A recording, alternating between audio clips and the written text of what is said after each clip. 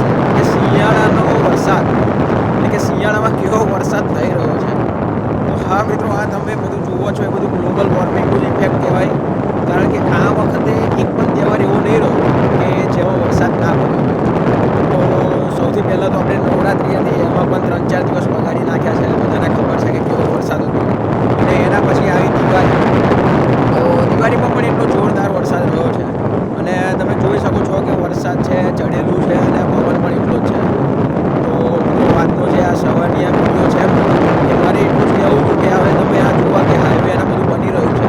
હજુ હું જે રોડ ઉપર જઉં છું એ રોડ પણ હજુ થોડો મોટો થવાનો છે. એટલે 2 લેન છે એની જગ્યાએ 4 લેન થવાનું છે.